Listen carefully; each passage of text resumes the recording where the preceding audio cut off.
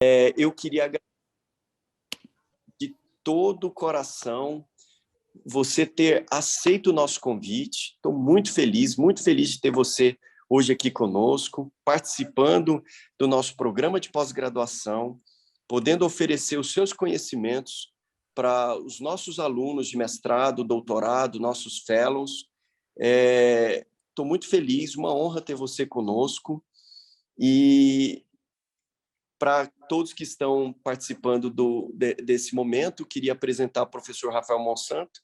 Além de ter sido um brilhante residente, fellow, aluno de doutorado, hoje ele está cursando, hoje ele é professor de uma das melhores universidades dos Estados Unidos e está seguindo adiante com a sua brilhante carreira acadêmica. E ele é um orgulho para nós brasileiros. Estou muito feliz de saber que ele está lá em Minnesota representando a gente aqui, tá? E, Rafael, por favor, fique à vontade. Estamos aqui atentos para aprender contigo. Muito obrigado. Imagina, professor, muito obrigado pela oportunidade de apresentar um pouquinho do que eu faço aqui nos Estados Unidos. Eu sou suspeito também para falar sobre autopatologia, porque é um tipo de estudo de pesquisa que eu faço desde 2015, 2016, inclusive com o meu colega Henrique, que tá aí assistindo. E autopatologia é uma área bastante fascinante dentro da autologia, porque ela permite o estudo do osso temporal de uma forma que a gente não consegue, né, com nenhum tipo de exame de imagem ainda hoje. Principalmente a orelha interna, ela é bastante inacessível, né? Então, mesmo com testes funcionais, com os exames de imagem mais avançados que a gente tem hoje, o osso temporal, o estudo em ossos temporais provê a gente a possibilidade de fazer um estudo numa forma, uma análise mais estrutural, uma forma mais estrutural, mais celular do osso temporal. Deixa eu ver se eu consigo compartilhar minha tela aqui.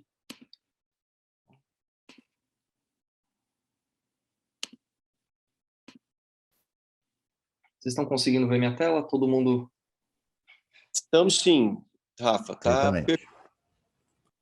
Ok. Bom, de novo, muito obrigado pelo convite para apresentar essa aula. Aqui é um prazer estar apresentando essa aula para o Instituto Brasiliense de Otorrino. Agradeço ao professor Faese e à Thais Abrão pelo convite.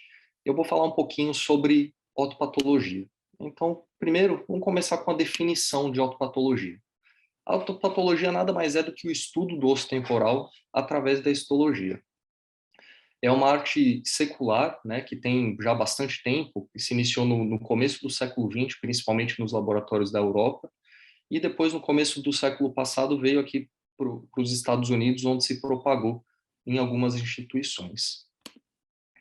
Os laboratórios de autopatologia, eles têm uma importância histórica bastante grande, né, porque praticamente tudo que a gente sabe sobre bases fisiopatológicas de virtualmente quase todas as doenças e desordens que afetam o osso temporal, elas foram documentadas através desses estudos autopatológicos. E mais do que isso, basicamente, hoje, tudo que a gente tem de protocolo clínico tem como suporte essas bases fisiopatológicas que foram adquiridas com os estudos histopatológicos.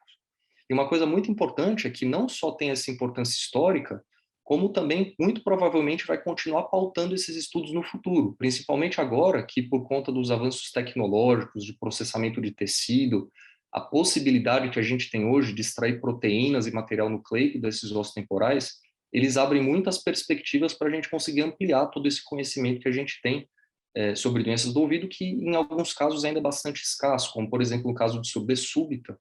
A surdez súbita é uma desordem que a gente ainda tem bastante desconhecimento sobre os mecanismos fisiopatológicos, se realmente tem uma causa específica ou se, na verdade, é um agregado de situações que podem resultar na mesma causa fim, que é a perda auditiva neurosensorial súbita. E, para começar a minha aula, eu cito uma frase dita pelo Adam Politzer, que é considerado como o pai da odontologia moderna. Ele diz que se torna claro e evidente que o médico, para adquirir um conhecimento completo da medicina, ele deve possuir, pelo menos, um conhecimento rudimentar da sua história.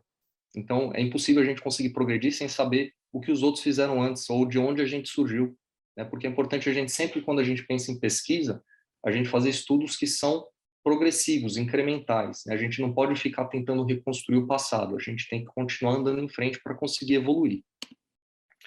Então, na verdade, a otopatologia ela começou não dentro da ciência da otorrinolaringologia, ela começou com fisiologistas e anatomistas, né?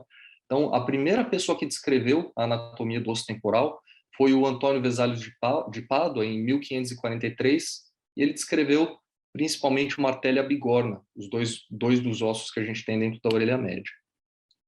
Depois surgiram outras pessoas, como Bartolomeu Eustáquio, Giovanni Filippo Ingrassi e o Gabriele Falloppio, que incrementaram o conhecimento que a gente tinha, né, principalmente em relação aos ligamentos, à tuba auditiva, funcionamento da tuba auditiva. O Gabriele Falloppio, inclusive, demonstrou pela primeira vez a existência de duas janelas, né, isso em 1600, nos anos de 1600, mostrando que existia uma conexão entre a orelha média e a orelha interna através de duas janelas. Ele também descreveu a conexão entre a mastoide e a orelha média, e isso foi muito importante depois para o conhecimento de algumas doenças em específico. O Valsalva, que é bastante conhecido pela manobra, ele descreveu principalmente o funcionamento da musculatura e a abertura da tuba auditiva, e o Guichard Duvernay foi a primeira pessoa, apesar de não ter sido a pessoa que é reconhecida hoje pela teoria da onda viajante, ele foi a primeira pessoa que descreveu de uma forma rudimentar o que hoje a gente conhece o mecanismo fisiológico da audição, que é a transmissão de uma onda mecânica pela cóclea através da direção do ápice. Ele também foi o primeiro a descrever um colesteatoma. Também fez alguns estudos em relação à função da tuba auditiva, só que ele criou a hipótese de que a tuba auditiva era sempre aberta, e hoje a gente sabe que esse é um conceito que não adianta. O Valsalva, inclusive, tinha mecanismos bastante particulares de estudar o osso temporal, ele tinha uma abordagem bastante experimental, então ele descreve coisas, quando você lê o trabalho dele, por exemplo, que ele provava pus de cadáveres, ele descrevia o gosto, dizendo que o gosto do pus do cadáver ficava na boca por vários dias. Provavelmente não foi uma coisa muito agradável de se fazer, mas está descrito. O Giovanni Battista Morgani, que veio depois desses últimos pesquisadores, ele foi o primeiro pesquisador a descrever a fixação do estribo, uma doença que hoje a gente conhece como otosclerose, embora ele não tenha descrito o termo otosclerose. E ele também foi a primeira pessoa, por volta dos anos de 1700, a descrever relações entre otite média e abscessos cerebrais. Toynbee, por volta dos anos 1800, ele fez mais de 2.000 dissecções de ossos temporais, ele publicou diversos livros-textos sobre isso, ele também tinha uma abordagem bastante experimental para ver mecanismos de pressão, de abertura de tuba auditiva, e ele tinha um estudo bastante grande em relação a tratamento e cura de zumbido. Inclusive, foi um desses experimentos que levou à morte do Toynbee. Ele criou a hipótese de que se ele inalasse cloroformo ia acabar com o zumbido dele. E realmente acabou, mas também acabou de uma forma um pouco trágica para a própria pessoa. Em seguida veio Politzer, que é considerado hoje o pai da otologia moderna. Ele foi a pessoa que mais publicou livros, texto em relação à anatomia e fisiologia da orelha média e orelha interna. Ele também criou várias manobras para dilatação de tuba auditiva, que são replicadas até hoje na nossa prática clínica. E ele pegou o trabalho do Morgani e foi o primeiro a descrever a otosclerose como uma entidade clínica. E aí, depois desses anatomistas, por volta dos anos de 1900, começaram a surgir os primeiros laboratórios de otopatologia, um pouco mais voltados ao estudo do ouvido. E quais foram esses primeiros laboratórios que apareceram, principalmente nos Estados Unidos? O primeiro deles foi o laboratório de Johns Hopkins, que inaugurou em 1924 pelo professor Samuel Crowe e Stacy Guild. Esse laboratório foi o primeiro a descrever os mecanismos levando à perda auditiva relacionada à idade. Foi também o primeiro laboratório a descrever a existência da otosclerose coclear, que é a otosclerose retrofenestral, que causa perda auditiva neurosensorial, e também fizeram uma série de publicações em relação a displasias do osso temporal. Esse laboratório ficou ativo até mais ou menos os anos de 1940. Hoje em dia eles mantêm a coleção, mas eles não processam ativamente ossos temporais. No início dos anos 60, surgiu um dos mais importantes laboratórios de otopatologia na Universidade de Harvard. Foi inaugurado pelo professor Schucknecht, que é considerado um dos pais da otologia moderna também.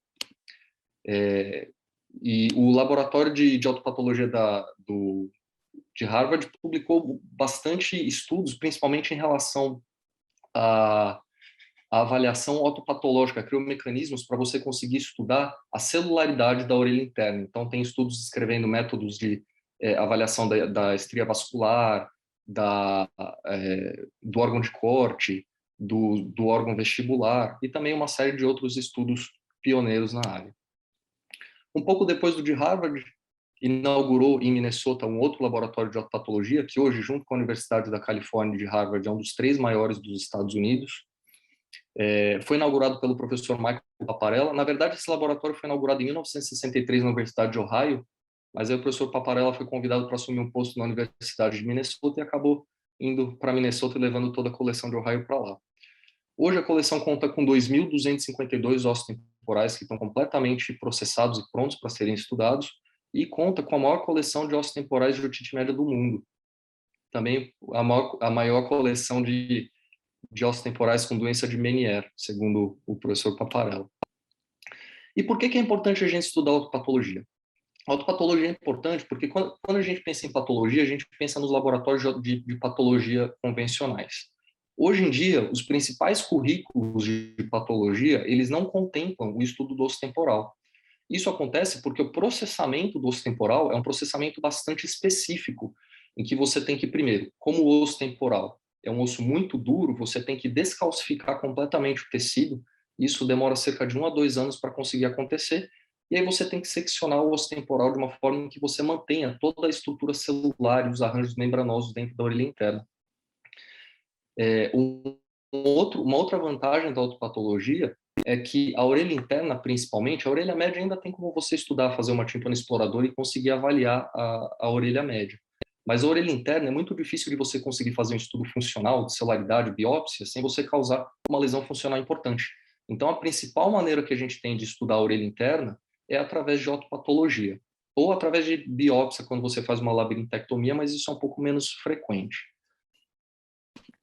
E a gente consegue ter um nível de definição, quando a gente pensa em avaliação histológica do osso temporal, que é um nível de avaliação que a gente não tem por qualquer tipo de exame de imagem. Você pode pegar as ressonâncias magnéticas mais avançadas. Hoje, aqui na Universidade de Minnesota, a gente tem um aparelho de ressonância magnética de 16,4 Tesla. E a gente fez imagens do osso temporal ex vivo, né, do espécime de osso temporal inteiro para avaliar, e realmente, ainda hoje, mesmo com essa tecnologia tão avançada, é impossível de você conseguir ver a celularidade. Então, tem alguns níveis de aspecto de definição que você só consegue através do osso temporal, como, por exemplo, a avaliação do órgão de corte, a avaliação da estrutura do órgão de corte, da membrana tectória, da membrana basilar, das células ciliadas internas e externas.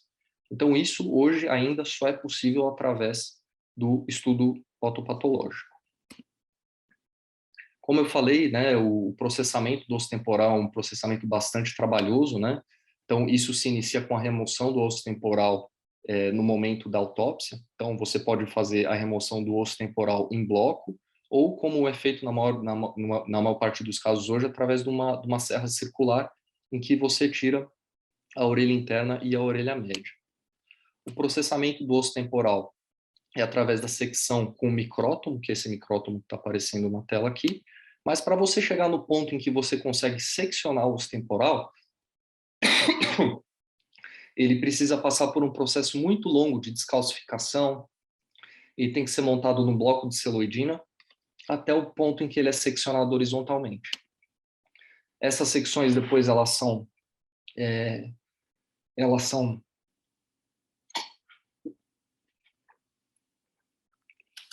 coradas em hematoxilina e eosina, embora seja possível corar com outros corantes também.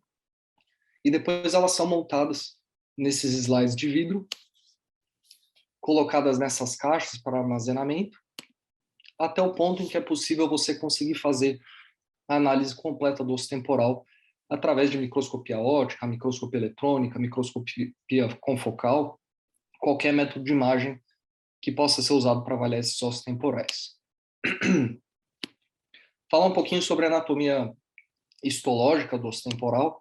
Então, normalmente, os slides eles são seccionados horizontalmente. Então, quando a gente pensa numa imagem tomográfica, isso é correspondente à imagem axial. Então, quando a gente olha aqui na tomografia, a gente consegue ter bastante detalhamento ósseo. mas a gente não consegue ter um detalhamento da celularidade, das membranas, dos nervos. Isso é possível através da histologia. Inclusive, hoje, é possível fazer, antes de seccionar o osso, é possível fazer imagem tomográfica do osso e depois processar esse osso temporal para ser analisado em histologia, para fazer um estudo comparativo. Então, hoje em dia, tem bastante estudo, principalmente em ressonância, principalmente em pacientes com doença de Meniere, né, para conseguir avaliar qual que é o grau de eficácia que a ressonância, por exemplo, tem na avaliação desses pacientes com Meniere. Isso está sendo estudado por bastante gente aí ao redor do mundo. Então, a gente consegue ver todo o detalhamento ósseo, todo o detalhamento celular, as estruturas neurais dentro da orelha média, né? A gente consegue ver em diversos níveis do osso temporal, então, dependendo da estrutura em que você quer avaliar, você pode ir seguindo pelas secções e conseguir fazer essas avaliações para estudar qualquer tipo de doença que você deseja avaliar. E quais os tipos de doença, quais são os principais detalhes? Só dando os highlights das doenças que a gente consegue avaliar através do estudo do osso temporal. Então, aqui, por exemplo, a gente tem como referência um slide de um osso temporal normal. Então, quando a gente pensa, né, tem que pensar sempre no que a gente tem mais familiaridade, que hoje, para a maior parte das pessoas, é o estudo tomográfico. Então, isso aqui é uma secção médio-modiolar de um osso temporal, né? Então, a gente vê a região do modilo coclear aqui, bem desenhado, com o nervo coclear entrando aqui pela cóclea. A gente vê as estruturas ganglionares, os giros cocleares. Aqui o vestíbulo, o canal semicircular posterior, o estribo, né, a platina do estribo, o osso temporal, os ossículos da orelha média e a membrana timpânica. Nessa imagem da direita, que é um osso temporal de um paciente com otite média crônica, então a gente consegue ver algumas alterações, principalmente em nível de orelha média, né? Então, aqui tem, por exemplo, a gente vê fibrose, a gente vê efusão dentro da orelha média, então são algumas alterações que são descritas como alterações clinicamente intratáveis, alterações patológicas teciduais dentro da orelha média, que são o marco ortopatológico da otite média crônica. A gente consegue também estudar o colesteatoma, né? Então, nesse caso aqui, é um colesteatoma afetando a porção posterior aqui do aspecto da orelha média. Então, esse colesteatoma, que o colesteatoma é uma estrutura queratinizada, então ele se cora de uma forma mais intensa a eosina, que tem essa coloração mais púrpura. E esse é um caso bastante interessante, eu selecionei esse caso para demonstrar aqui, porque é um caso que a gente vê uma fibrose, né, uma destruição óssea aqui da superestrutura do estribo, com um aumento da vasculatura, um aumento do espaço subepitelial. E aqui no espaço subepitelial, a gente tem algumas lâminas de queratina dentro do próprio epitélio. Então, esse paciente, por exemplo, é um paciente que, se você fizer uma cirurgia, você remover completamente o colesteatoma, pode existir alguns resíduos de queratina aqui no espaço subepitelial, que é um espaço que a gente não consegue remover, na maior parte das vezes, numa cirurgia de mastoidectomia, por exemplo. Então, esse é um caso que poderia ter uma doença residual no pós-operatório e depois de alguns anos, ter que ser submetido a uma nova cirurgia. E uma coisa que eu gostaria de ressaltar aqui é que o laboratório de oculopatologia da Universidade de Minnesota foi um dos pioneiros a descrever a perda auditiva neurosensorial secundária à otite média crônica. Então, sempre se descreveu a otite média como causadora de perda de audição, mas o que corroborou realmente essa associação foi um estudo translacional realizado pelo professor Paparella aqui na Universidade de Minnesota. A autosclerose também é uma doença muito importante de ser avaliada em ossos temporais, né? A autosclerose, ela foi descrita nos estudos anatômicos, né? Principalmente no século XVI e XVII, mas o processo fisiopatológico e as alterações do osso temporal, elas foram descritas principalmente em estudos em ossos temporais. Inclusive, a maior parte das técnicas terapêuticas, elas foram descritas e desenvolvidas de acordo com as alterações que foram vistas nesses estudos histopatológicos. Então, aqui, de novo, uma imagem normal para referência, e aqui um osso temporal com autosclerose. Então, a gente vê uma alteração óssea, né, uma deposição de um osso anormal, principalmente na região aqui anterior da platina do estribo. Esse aqui é um caso bastante extremo, né, com com a platina bastante espessa, com algumas alterações aqui próximas à região da cóclea, afetando até parte aqui do meato acústico interno, causando uma deformidade coclear. Então, esse é um caso bastante avançado de otosclerose que a gente consegue estudar essas alterações, principalmente nesses estudos autopatológicos. A otosclerose ela pode ser fenestral, né, quando afeta a fissura antifenestra. Essa é a parte do osso temporal que é mais afetada pelo foco de otosclerose e é o que principalmente causa a fixação da platina do estribo. Então, a gente tem aqui uma alteração óssea, né, uma malformação óssea causando uma alteração morfológica aqui também na platina do estribo, mas causando a fixação do estribo, o que causa a característica perda auditiva condutiva observada nesses pacientes com otosclerose. Aqui uma otosclerose retrofenestral, que é quando o foco de otosclerose afeta as regiões que não estão relacionadas diretamente à fissura antifenestra e afetam principalmente essa região ao redor da cóclea, que é um sinal que a gente consegue pegar no exame tomográfico como o sinal do duplo halo, né, que é considerado um dos sinais patognomônicos de otosclerose coclear na tomografia. Então, isso acontece quando o foco coclear ele invade o endócio da cóclea, pode causar uma alteração estrutural, e isso pode causar uma perda auditiva neurosensorial também. Aqui um outro caso de uma otosclerose extensa, eu vou falar um pouquinho mais de otosclerose especificamente depois. E uma outra doença também que foi descrita principalmente por achados histopatológicos foi a doença de Meniere. Então, a doença de Meniere ela foi primeiro descrita por Prosper Meniere, uma paciente que depois descobriu-se que não tinha doença de Meniere, uma paciente que tinha sofrido um trauma crânioencefálico, mas ela tinha tríade clássica, que depois foi atribuída à doença de Meniere, mas o marco histopatológico foi descrito por Halpine Keynes em 1924, se não me falha a memória. Então, esses autores eles observaram que nesses pacientes que tinham a tríade clássica atribuída à doença de Meniere, que eles tinham essa hidropisia coclear. Então, você tinha uma dilatação da membrana de Reisner. E essa dilatação provavelmente era causada por um aumento de pressão dentro do compartimento endolinfático, o que causava uma degeneração progressiva das estruturas sensoriais e também da porção neural da cóclea, principalmente na região apical, o que causa aquela perda auditiva, principalmente que a gente vê nas frequências mais agudas. Obviamente também causa alterações vestibulares, então você normalmente tem a dilatação sacular, a dilatação do trículo também, mas a dilatação sacular é o principal. Então aqui uma imagem mais aproximada, isso aqui como referência um osso temporal normal, né, o compartimento endolinfático, a membrana de Reisner, a membrana tectória, a estrutura do órgão de corte e a estria vascular. Aqui do lado direito, um osso temporal com doença de Meniere. Então dá para se observar que tem uma dilatação da membrana de Reisner, uma dilatação leve nesse caso, uma atrofia da estria vascular, perda de fibrócitos aqui na parede lateral e também perda de células ciliadas externas aqui no órgão de corte. Também os estudos histopatológicos foram instrumentais na avaliação das malformações de orelha interna. Então, a gente há de se lembrar que antigamente praticamente toda malformação era denominada como malformação tipo Mondini. Isso começou a mudar principalmente com o avanço dos implantes cocleares, com a expansão da indicação dos implantes cocleares para pacientes com malformações. O que começou a se observar é que alguns pacientes com malformações respondiam muito bem à colocação de implantes cocleares, outros nem tanto, e outros, inclusive, que tinham complicações graves em relação ao implante coclear.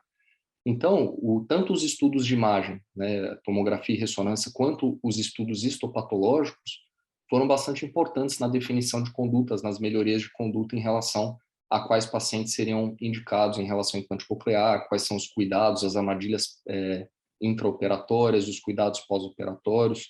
Então, os estudos em ossos temporais ajudaram bastante com isso também. Falar um pouquinho sobre os estudos que a gente tem feito aqui na Universidade de Minnesota recentemente. Então, hoje em dia a gente tem feito bastante estudos em animais.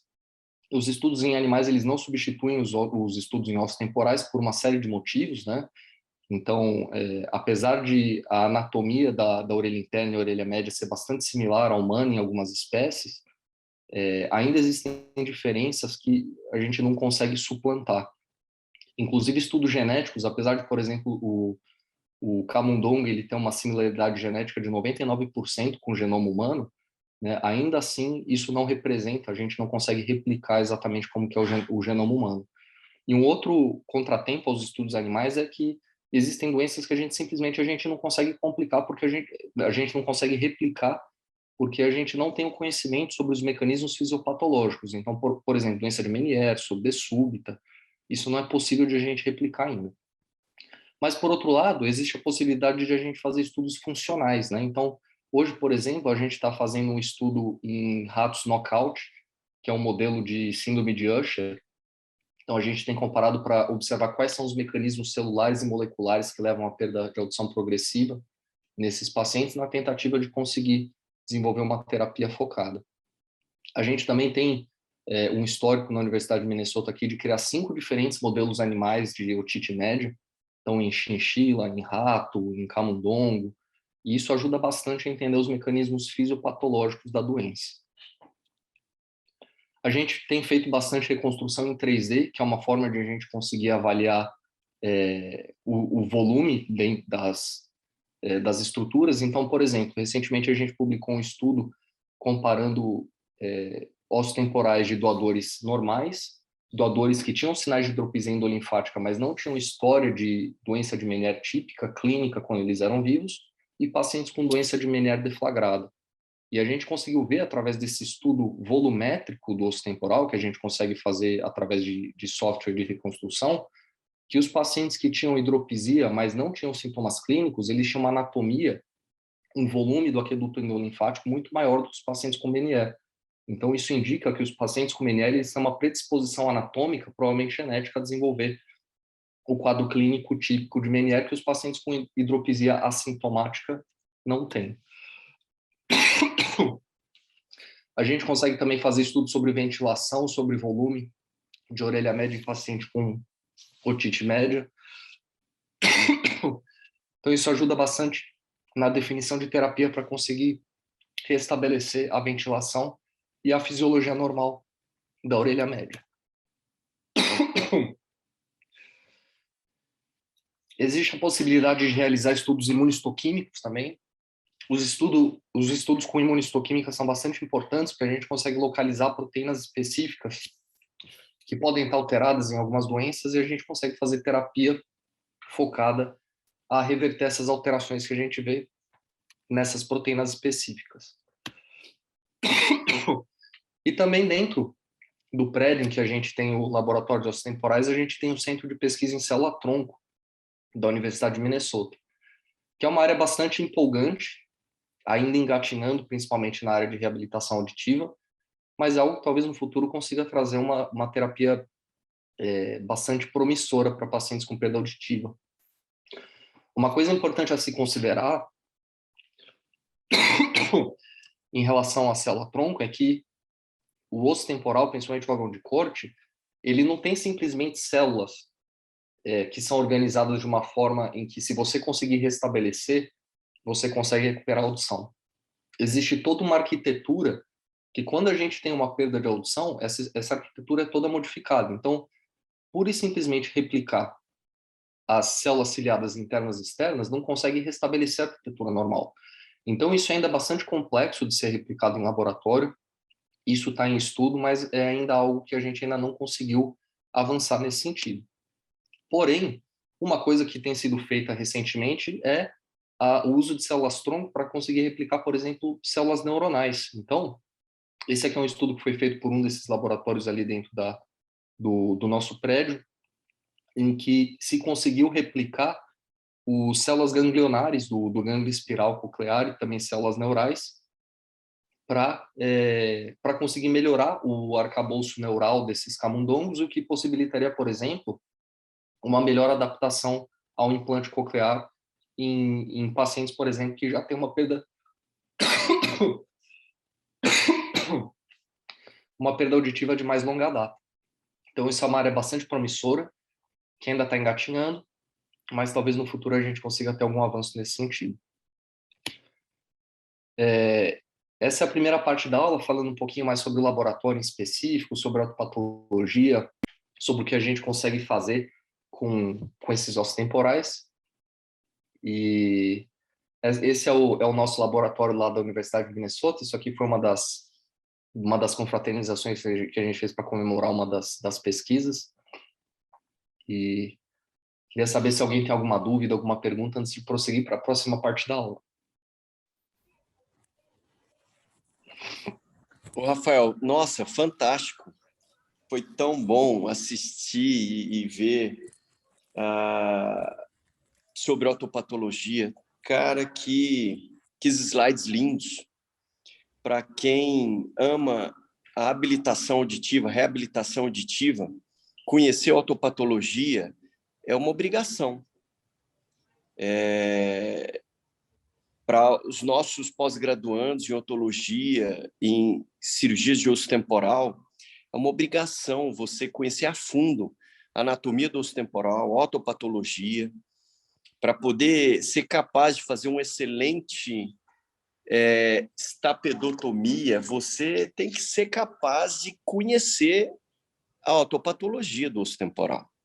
Então, saber que o nervo facial passa ao lado da platina do estribo, a qual você vai fazer a fenestra.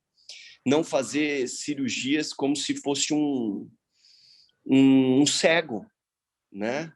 Desconhecendo a autopatologia. Então, nossa, foi fantástico assistir essa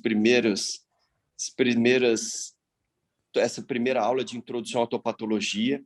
Me lembrou da época, Rafa, que eu lembro que na primeira semana que eu cheguei em Boston, quando fui fazer meu doutorado, eu fiquei 3 anos naquele prédio ali, no 5º andar ali daquele prédio que você mostrou. E eu lembro que na minha primeira semana, cara, o Merchant, que foi meu orientador, virou para mim e falou assim: olha, eu tenho um trabalho para você. Você vai a Pentucket recolher um osso temporal. E aquilo, para mim, que tinha acabado de concluir a residência médica em otorrinolaringologia aqui no Brasil, não tinha conhecimento nenhum de autopatologia, era um outro universo, um outro mundo. Então, foi muito legal assistir essa tua palestra introdutória à autopatologia. Foi super, super motivante. E eu queria chamar Dr. Carlos Augusto. O senhor está me ouvindo? Dr. Carlos Augusto, ele é amicíssimo do professor Paparella. Eles são super, super amigos. O professor Carlos Augusto, ele fez o doutorado dele com o professor Paparella e foi residente do professor Paparella. Ele fez a residência médica de otorrinolaringologia dele na Universidade de Minnesota. Sabia, Rafa? Então, professor, o senhor está aí ouvindo a gente? O professor Paparella sempre conta essa história. Eu estou ouvindo você muito, mas vocês estão me ouvindo? Estamos te ouvindo perfeitamente. Bom, eu queria dizer que, quando eu conheci o Paparella, ele era o mais jovem chairman de um programa de otorrino na Universidade Americana. Na verdade, ele tinha 33 anos quando ele assumiu o chairmanship da Universidade de Minnesota. Eu fiz toda a residência lá, fiz o PhD lá, e o primeiro laboratório que eu tive contato na Universidade de Minnesota foi exatamente o laboratório de osso temporal, que era a menina dos olhos do Paparella. Até hoje, ele aposentou da clínica, mas ele continua ligado à autopatologia. E mais ainda, eu queria dizer que eu tive a honra de trabalhar durante 1 ano com Harold Shuknecht, que, por sua vez, foi professor do Paparella. E o Shuknecht era um cara fascinante.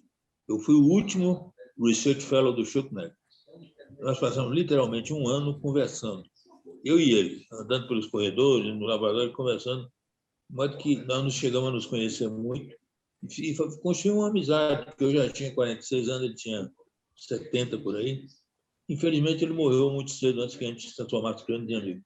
O Paparella realmente é um grande amigo. Ele começou como meu chefe, depois foi meu inspirador, meu mestre, e hoje é um grande amigo, um amigo que eu prezo demais. E toda vez que eu vou em Minnesota, tenho um prazer enorme de estar com ele, de jantar com ele e conversar com ele. O Rafa deu uma excelente aula sobre a autopatologia e ele esqueceu, não sei se ele esqueceu, mas existe um livro que eu tenho aqui comigo que chama Pathology of the Year. é o Opus Magnum do Schucknecht. Nesse livro, você tem tudo que foi feito em autopatologia, desde o começo até a época que o Schucknecht trabalhou. É um livro magnífico, que, lamentavelmente, pouca gente tem no Brasil. Eu tenho. Você Eu tem, né? tenho. Pois é. É um livro Eu já fantástico. encomendei, professor. Eu já encomendei, finalmente. Eu tenho. Isso. Então, parabéns para o Rafael, uma excelente aula. E eu espero que ele prossiga e continue. Mas ele não acabou, não. Não acabou, não. Ele vai falar para a gente sobre a autopatologia da autoesclerose. Ele vai seguir adiante. Então, tá bom, estou escutando. Pode mandar brasa. Rafa, tá contigo. Muito obrigado, viu? Imagina. Vou aproveitar também as palavras do professor Carlos para fazer um merchan do professor Paparella também. O professor Paparella está no alto dos seus quase 90 anos. E toda segunda-feira ele bate ponto lá no laboratório para fazer estudos lá. Ele realmente ele é muito participativo. É um cara que dedicou a vida inteira dele à excelência, né? Tanto a excelência como médico, como cirurgião, mas também como pesquisador. É um dos pesquisadores, ao lado, talvez, do próprio professor Schucknecht, que tem maior quantidade de publicações pioneiras e que hoje ajudam a gente em tantos protocolos. Então, se a gente entende o pouco que a gente conhece sobre a grande parte das doenças de ouvido, a gente deve a essas pessoas que dedicaram a vida delas um pedacinho da vida delas como médicos cirurgiões para conseguir fazer essas pesquisas. Então, realmente é algo muito, muito admirável mesmo. Bom, seguindo em frente, vou falar um pouquinho sobre a autoesclerose. Já dei algumas introduções ali na aula, né, em linhas gerais. Mas todo mundo sabe, né, nós como otorrinos, que a autoesclerose é uma doença causada por um remodelamento ósseo anormal da cápsula óptica. A cápsula óptica é um osso, ele é um osso bastante compacto, que dificilmente ele sofre um remodelamento importante ao longo da vida. Mas por algum motivo, alguns pacientes têm alguns gatilhos que cursam com uma reabsorção óssea acelerada, uma deposição de osso novo e um aumento de uma proliferação vascular, o que acaba resultando, por conta desses processos repetidos, em alterações que podem afetar tanto a biomecânica da orelha média, como também o funcionamento da orelha interna nos casos das otoscleroses retrofenestrais. É uma doença predominantemente do sexo feminino, afetando 2 mulheres para cada homem, principalmente na 4ª e 5ª décadas de vida, e que afeta principalmente pacientes com descendência europeia e indiana, tendo uma incidência na população branca entre 0,1% e 2,1%. Como eu falei, a patogênese da autoesclerose, né, a gente sabe o resultado final da autoesclerose, mas a gente não sabe exatamente qual que é o gatilho que leva a esse desencadeamento desse remodelamento ósseo acelerado e tão anormal. Então, existem algumas hipóteses, né? Todas essas hipóteses, elas são plausíveis e provavelmente elas são complementares. Então, existe a hipótese de que esse gatilho ele é principalmente geneticamente determinado, e isso tem uma série de fatores que embasam isso, né? Então, a gente vê muitas vezes famílias inteiras em que todas as mulheres ou mulheres de várias gerações seguidas elas têm essa alteração. E hoje, mais recentemente, né, se viu que existem alguns genes associados ao aumento da chance de cursar com autoesclerose, né? Então, é uma doença autossômica dominante, com uma penetrância variável, ou seja, nem todo mundo tem o gene e vai desenvolver a doença clínica. O primeiro gene relacionado à autoesclerose foi esse o TOSC1, mas hoje em dia já descobriram outros genes que também estão associados ao aparecimento da autoesclerose. Existe a teoria viral também, que pode cursar com autoesclerose. Isso foi observado com um aumento de incidência de autoesclerose em pacientes que tinham sofrido infecção por sarampo, não necessariamente logo após, mas às vezes até alguns anos. É possível que por uma questão de mecanismos semelhantes entre os vírus e os processos inflamatórios isso possa acontecer. Isso é um pouco contestado, mas tem bastante evidência na literatura que suporta essa hipótese. E uma das outras principais hipóteses é a hipótese hormonal, que isso é corroborado principalmente pela maior incidência em mulheres, a piora do quadro ou o início do quadro na puberdade ou durante a gestação, e o fato de que tende a se estabilizar pós-menopausa. Hoje em dia se sabe muito bem qual que é a relação do estrogênio com o osteoblasto, então o estrogênio ele tem um efeito protetor, ele aumenta a expressão do osteoblasto, então muito provavelmente em períodos em que você tem uma variação hormonal, uma queda do estrogênio ou um desbalanço hormonal, isso pode acabar desencadeando esses gatilhos. É óbvio que só isso não é o suficiente para cursar com autoesclerose, porque senão todas as mulheres teriam, mas provavelmente isso tem um papel, principalmente na hipótese genética. Então, qual que é o mecanismo fisiopatológico? Então, quando você tem essa quebra do equilíbrio do remodelamento ósseo da cápsula óptica, que é um equilíbrio mantido sempre em níveis basais muito baixos, você tem inicialmente uma ativação dos osteoclastos, um aumento acelerado da reabsorção óssea, uma hipervascularização, muito provavelmente causada por um mecanismo de inflamação local, né? Então, isso cursa com essa fase acelerada, que é a fase que a gente chama popularmente de otospongiose, é a fase otospongiótica. Em seguida, existe uma inibição dessa ativação osteoclástica, depois que você tem esse início desse processo inflamatório, em algum momento isso vai reduzir, você vai ter uma ativação dos osteoblastos, você vai ter uma deposição de osso novo nessas áreas em que o osso foi reabsorvido, e você vai entrar numa fase de quiescência, que é a fase otosclerose, efetivamente. Isso é muito importante, principalmente quando a gente pensa em tratamento clínico. Muita gente fala hoje de tratamento clínico com bifosfonados, com fluoreto, para autosclerose. E a gente tem que entender um pouquinho da fisiopatologia para entender um pouquinho sobre qual é o funcionamento desse tratamento. Tanto o fluoreto quanto os bifosfonados, eles vão agir na inibição da ativação dos osteoclastos. Então, nos pacientes em que tem uma doença mais estável, não adianta você querer entrar com fluoreto com bifosfonado, porque você não vai estar entrando na fase ativa da doença. E muitas vezes hoje a gente consegue saber quando o paciente está na fase ativa, que é o paciente que começa a desenvolver um zumbido, uma perda auditiva um pouco mais abrupta, começa a sentir sintomas vestibulares. O professor Andy Vicente, do SEMA, publicou um artigo há alguns anos falando sobre o papel da ressonância magnética. Desculpa. Falando sobre o papel da ressonância magnética na avaliação desses pacientes na fase ativa, em que você pode pegar áreas ao redor da cóclea em que você tem um aumento da opacidade. Então, dá para usar ressonância também como diagnóstico diferencial em caso de dúvida. Mas é importante saber essa fisiopatologia para não tratar pacientes de uma forma incorreta, até porque os bisfosfonados, eles têm uma série de efeitos colaterais. Então, tem a necrose de mandíbula, fraturas atípicas de fêmur, né? Tem os efeitos colaterais em sistema digestivo. Então, é importante a gente saber desses mecanismos para saber fazer o tratamento correto. Então, isso aqui é um osso temporal, né? Uma aproximação da cápsula óptica para mostrar os mecanismos fisiopatológicos. Então, quando a gente pensa na cápsula óptica, a cápsula óptica ela normalmente é composta por um osso bastante compacto. Então, você não vê normalmente espaços, vasos sanguíneos nessa região.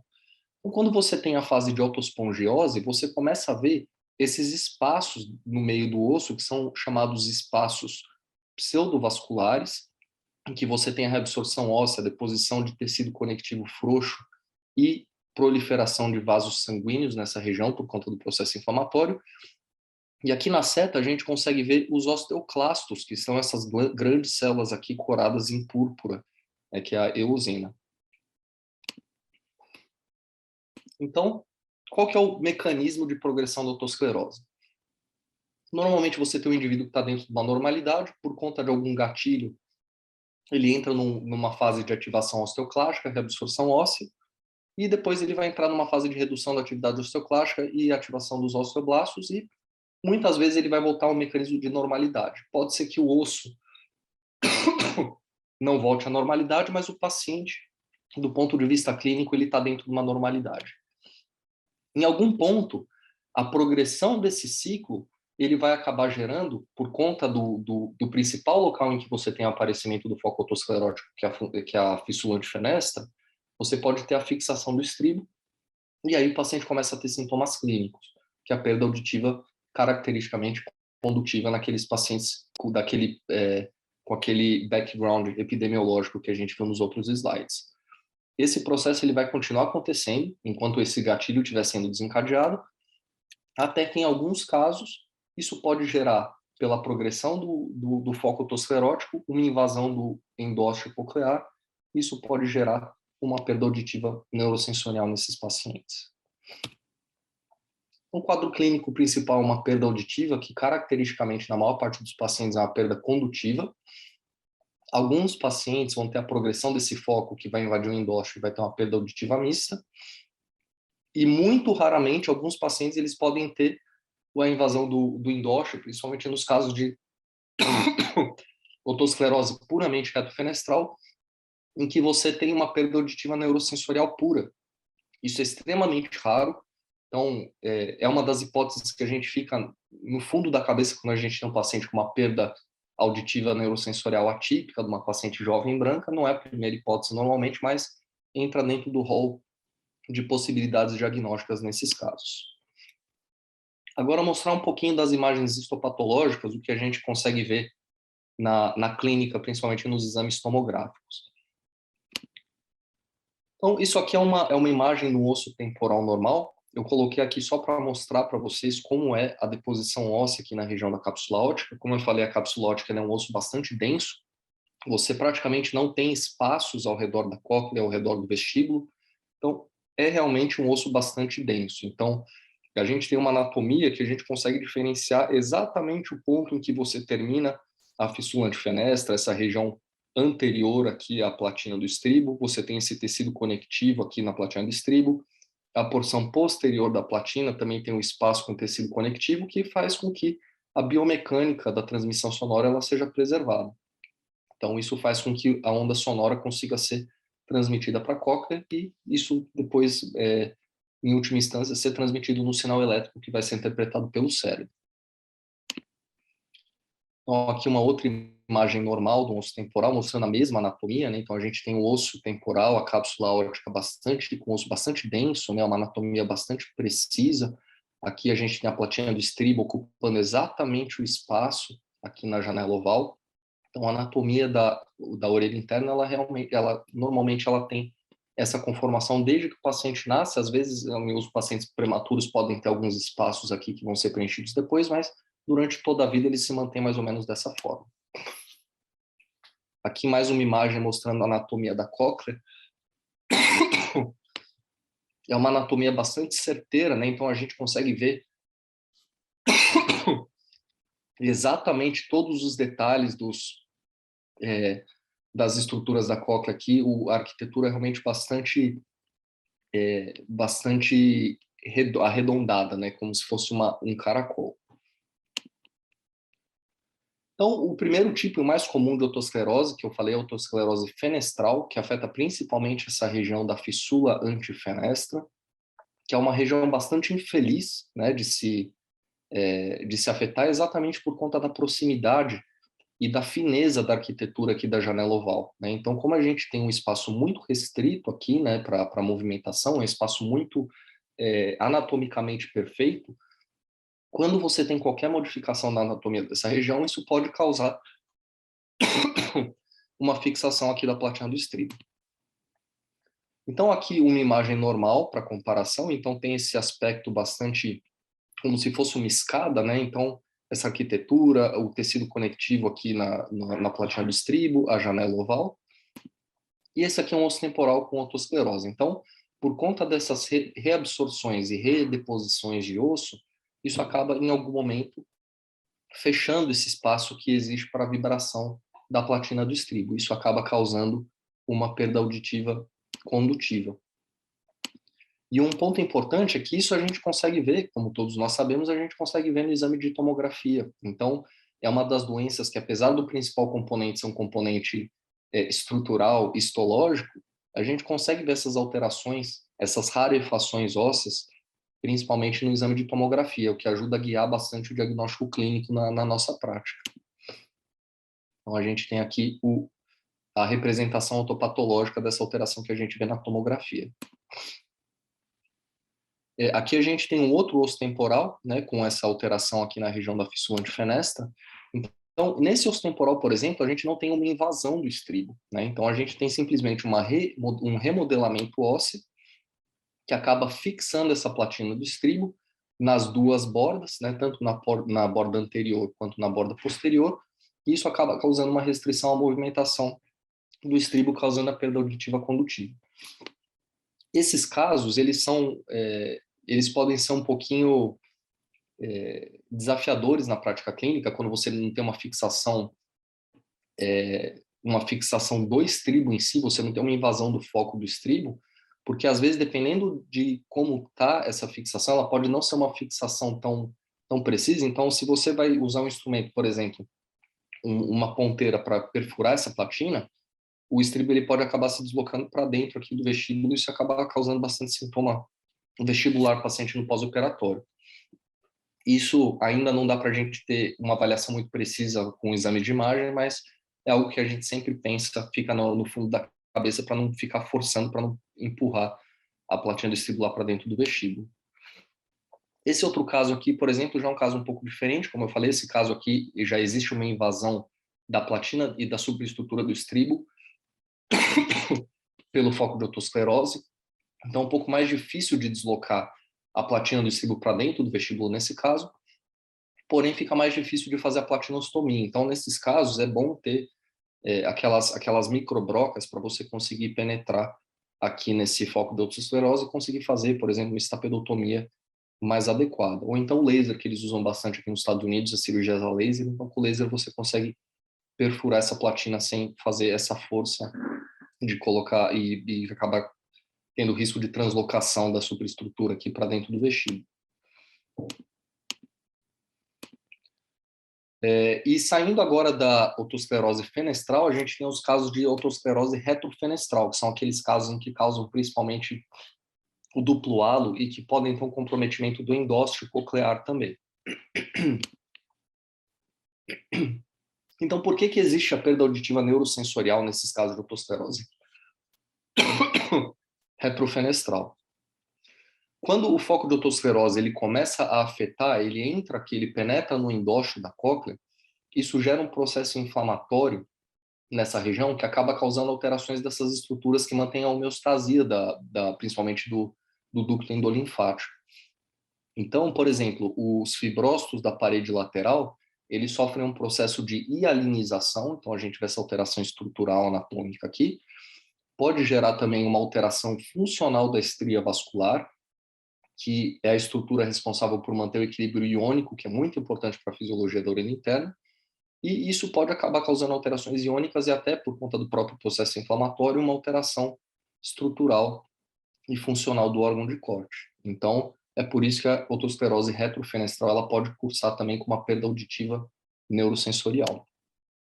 Aqui a gente tem um caso bastante avançado de uma otosclerose retrofenestral, então quando a gente olha aqui, a gente vê que tem um foco fenestral importante, com fixação aqui da platina do estribo, né? A gente tem um foco aqui na região posterior aqui da cápsula óptica na porção vestibular também. Então, esse paciente provavelmente tem uma perda auditiva condutiva. Além disso, esse sinal do duplo halo, né, com essas áreas de reabsorção óssea, esses espaços pseudovasculares, com deposição de tecido conectivo frouxo, a vascularização sanguínea por conta do processo inflamatório, e também uma invasão do endósteo coclear em alguns pontos que pode cursar com uma perda auditiva neurosensorial. Aqui nesse caso, um caso bastante avançado também de otosclerose, né? Então, uma otosclerose que invade aqui uma parte da porção inferior aqui do giro basal da cóclea, invade aqui a porção anterior, com uma alteração extremamente importante aqui da platina do estribo, então tem um foco que espessa bastante essa platina. Então esse é um caso provavelmente que você não consegue fazer a perfuração da platina fazendo a platinotomia com instrumento, só que muito provavelmente você vai precisar de uma broca ou de um laser para conseguir perfurar e fazer a estapedotomia. E um ponto importante nesse osso temporal é que muito provavelmente por conta dessas alterações anatômicas, também há alteração de reabsorção de endolinfa. Então a gente vê sinais bem típicos de doença de Meniere nesse caso aqui. Então a gente vê um abaulamento da membrana de Reisner, a gente vê uma hidropisia sacular importante, Então, esse aqui é um paciente provavelmente que vai ter sintomas característicos de doença de Meniere, além da doença dos típicos da doença da autoesclerose, né? E é importante lembrar que a autoesclerose é considerada como uma das causas secundárias de Meniere, de hidropisia. Então, esse caso aqui ilustra bem esse quadro clínico. Esse paciente também aqui também tem um quadro bastante avançado de autoesclerose, foco aqui na região fenestral, focos retofenestrais, alteração importante da arquitetura coclear. E esse aqui talvez seja o pior tipo de paciente para ser realizada uma estapedotomia, porque você não tem uma fixação verdadeira aqui da platina do estribo e, ao mesmo tempo, a platina é muito espessa. Então, qualquer força que você fizer, você pode translocar esse foco aqui para dentro do vestíbulo. Então, isso aqui é algo também, como eu falei, importante a se pensar, a se considerar quando vai fazer essa cirurgia. Então, sempre ter a instrumentação adequada, sempre, em todos os casos em que você pensar numa cirurgia de autoesclerose. Aqui um caso ainda mais avançado, né? Então, a gente tem, de novo, aqueles mesmos sinais de hidropisia, né? Então, a gente tem o abalamento da membrana de Reisner, uma invasão coclear de foco, aqui fazendo praticamente uma labirintite ossificante, né? Ossificação aqui da região neural, uma alteração arquitetônica importante aqui da cóclea, da membrana basilar. Então, esse aqui certamente é um paciente que vai ter uma perda auditiva bastante importante neurosensorial. Talvez até uma surdez completa por conta desse número de alterações que a gente vê aqui. Um outro caso também bastante avançado de autoesclerose, também sinais de hidropisia importantes, as cavitações que às vezes aparecem nos casos mais avançados, o sinal de duplo halo também, com uma destruição arquitetônica aqui da cóclea. Um outro tipo de foco que a gente tem que sempre estar atento na tomografia são os focos em janela redonda. Esses focos em janela redonda, eles são bastante importantes porque eles diminuem bastante o prognóstico funcional desses pacientes com autoesclerose que são submetidos à estapedotomia. Então, alguns autores até contraindicam a realização de estapedotomia nesses pacientes que têm esses focos mais importantes em janela redonda, por conta das alterações de transmissão da onda sonora que você tem nesses pacientes. Então, é algo sempre importante a se avaliar na tomografia. Então, isso aqui é o correspondente histológico dessas alterações. Aqui um osso temporal com bastante alterações também, né? Esse osso temporal, inclusive, ele tem focos de autoesclerose aqui na região do aqueduto vestibular. Então, você tem um bloqueio importante do aqueduto vestibular, ossificação do canal semicircular e posterior, é uma labirintite ossificante causada pela autoesclerose. Um foco muito importante aqui na região da platina do estribo, um espessamento completo, praticamente nenhum resquício anatômico residual da platina do estribo, e também uma translocação do nervo facial aqui na frente dessa alteração. Então, esse é um paciente que muito provavelmente não se beneficiaria de um tratamento cirúrgico, pelo menos direto aqui de estapedotomia, por conta de todos os riscos envolvidos, né? Inclusive, existe até uma potencial compressão aqui do osso temporal, do nervo facial aqui nesse caso. E também, como era esperado por conta desse bloqueio aqui do aqueduto vestibular, também bastante sinal de hidropisia nesse osso temporal aqui. E por último, um outro caso bastante avançado de autoesclerose, que uma autoesclerose praticamente afetando toda a cápsula óptica. Então aqui um foco fenestral importante, causando o bloqueio aqui da platina do estribo, causando uma fixação. Um foco aqui na região posterior da platina do estribo, também piorando essa fixação da platina do estribo. Sinais de hidropisia aqui dentro da cóclea, então abalamento da membrana de Reisner. As alterações arquitetônicas aqui causadas pela autoesclerose retrofenestral, então tem um achatamento aqui da porção apical da cóclea. Cavitações, que é uma coisa que a gente vê muitas vezes nesses casos de autoesclerose bem avançados, inclusive tem um estudo publicado lá pelo laboratório de ossos temporais lá de Harvard, que mostra que isso é uma alteração bastante típica desses casos mais avançados de autoesclerose, um apêndice ali na região mais anterior. Então, isso aqui é algo que a gente pode procurar na tomografia. Tem o foco aqui na porção vestibular, causando uma alteração, uma invasão aqui do canal semicircular lateral e até do canal posterior. E é isso. Estou à disposição se alguém tiver alguma dúvida, alguma pergunta, quiser saber um pouquinho mais sobre a otosclerose. E antes de eu finalizar, só mais uma última coisa, que quase que eu esqueci de falar. O fellowship da Universidade de Minnesota, no Laboratório de Doenças Temporais, ele está aberto. Ele recebe muitos alunos, né? Então, nos últimos 60 anos, que são os anos de existência do Laboratório de Doenças Temporais de Minnesota, a gente já recebeu mais de 200 Research Fellows que fizeram tese de mestrado, tese de doutorado, fizeram pesquisa aqui, e a gente continua sempre de portas abertas a receber quem quiser fazer pesquisa de osso temporal, seja por vontade de fazer pesquisa, seja por conta de um compromisso acadêmico que tenha num programa de pós-graduação. Como eu já falei anteriormente, mas a gente tem uma das maiores coleções dos Estados Unidos, inclusive a maior coleção de ossos temporais. E hoje uma coisa importante é que a gente tem algumas bolsas disponíveis. Então, o professor Paparella colocou à disposição 2 bolsas de estudos anuais no valor de $10.000 para quem quiser, para quem tiver interesse de fazer um ano de Research Fellowship.